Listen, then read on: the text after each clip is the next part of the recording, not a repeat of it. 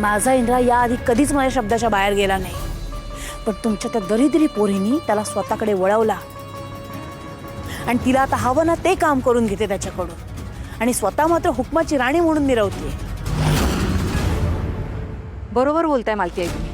ह्या घरामध्ये तिला येऊन जे करायचं होतं ना तिनं ते केलं, त्यात ती सक्सेस पण झाली. तिचं या घरामध्ये येणं, इंदिरा भाऊजींना जाळ्यात ओढणं, हा सगळा तिच्या आधीपासूनचा प्लॅन असणार आहे आणि त्या प्लॅनमध्ये तिचे आई बाप सुद्धा सहभागी असणार आहेत. अगदी बरोबर आहे. यांनी सुद्धा माझ्या इंद्राचा अगदी पुरेपूर वापर करून घेतलाय. हो ना, पैशाची गरज लागली की हे लोक बरोबर आजारपणाचं नाटक करतात. असं काय बोलताय उर्मिला बाईसाहेब तुम्ही? हो, असं आम्ही कधीच केलं नाही. हो, माझ्या राणीची शपथ घेऊन सांगते, आम्ही असं कधीच नाही केलं. हो, गप्पा बसाव. तुम्हाला काय वाटलं या अशा खोट्या शपथा खाऊन मी तुमच्या बोलण्यावर विश्वास ठेवेन का? मुळात तुम्ही इथे आलायत का? कशासाठी? पुन्हा एकदा आमच्या दारावर भीक मागायला आलायत का आमच्या विरोधात स्वतःच्या पोरीचे कान भरायला आलायत? अहो, आम्ही तसले माणसं नाहीत बाईसाहेब. अहो, आम्ही इथं चांगल्यासाठी झालो होतो. आम्हाला कळलं आबाचं ऑपरेशन आहे, त्यासाठी लई पैसे भरावं लागतील. म्हणून आम्ही वस्तीतल्या लोकांनी ना समद्याने मिळून 10,000 रुपये गोळा केले. ती द्यायला आलतो इथं. होय बाईसाहेब,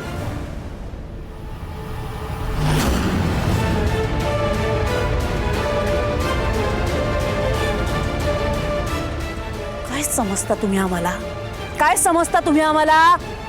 आम्हाला काय भीक लागली आहे? आम्ही पैसे जमा करू शकत नाही का? हो, तसं नाही बाईसाहेब. हो, आम्ही तर ते बस.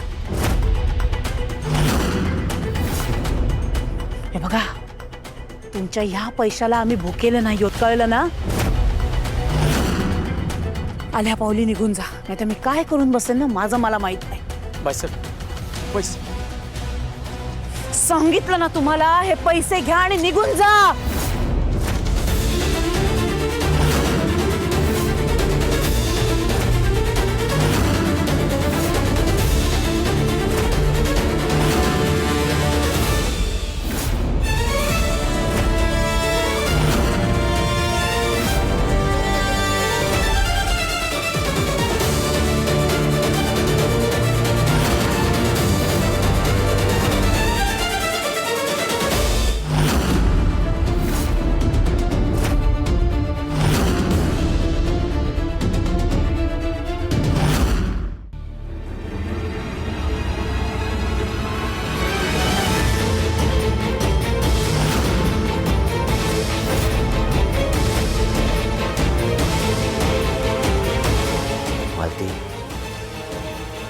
काय केलं तुम्ही?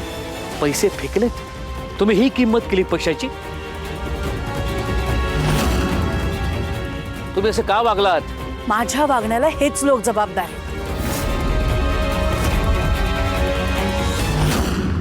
मुळात यांनी आपल्यावर उपकार करावे इतकी वाईट वेळ आलेली नाही आपल्यावर. खरं तर ना हे आपल्याला इथे मुद्दाम डिवचण्यासाठी आले, पण हे विसरतायत की आयुष्यभर आपण यांना पोसलंय. मला सांगा ना, जे आपल्या फेकलेल्या तुकड्यांवर जगले त्यांनी आपल्याला ही 10,000ची भीक द्यावी का? हो, गरज नाहीये तुमच्या पैशांची. हे 10,000 घ्या आणि निघा. आधी बास बास झालं, खूप ऐकून घेतलं तुमचं. ज्याला तुम्ही उपकार म्हणताय ना, ते माझ्यावरचं प्रेम आहे.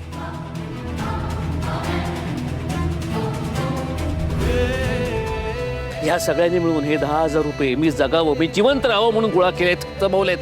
पण तुम्हाला ते कळणार नाही. पोटात भूक असताना स्वतःच्या ताटातली भाकरी जो दुसऱ्याला देऊ शकतो ना, त्याच्यात माणुसकी जिवंत असते. पण तुम्हाला नाही कळणार. तुम्ही या सगळ्याकडे बघण्याचा दृष्टिकोन बदललात ना, त्यांच्यातली माणुसकी दिसेल तुम्हाला. ह्यांच्या वागण्यातला चांगला हेतू दिसेल तुम्हाला. त्यांची मदत तुम्हाला उपकार वाटताय, हिणवल्यासारखं वाटतंय. त्यापेक्षा ज्यांनी केसानं गळा कापला त्यांचे 7 लाख तुम्हाला जास्त जवळचे वाटताय. मला विक्रांतनं दिलेल्या 7 लाखापेक्षा ह्याची किंमत जास्त आहे. आबा पैसे देण्यामागच्या ज्या ह्यांच्या भावना आहेत ना त्याच विक्रांच्या पण आहेत. तुम्ही हे बरोबर नाही बोलत आहात आबा. हे बोलण्याचा अधिकार तुम्हाला नाही. तुम्ही आणि तुमच्या नवऱ्यानं कुठल्या हेतूनं काय म्हणून पैसे दिलेत ना हे मला चांगलंच माहिती आहे. तुम्ही जे काही वागलात आमच्याशी हे मालती विसरू शकतात, मी नाही. तुम्ही कोणाचंच होऊ शकत नाही, कारण तुमच्यात माणुसकी नाही, प्रेम नाही, जिव्हाळा नाही. अहो काय बोलताय तुम्ही हे? यांच्यात जर प्रेम आणि जिव्हाळा नसता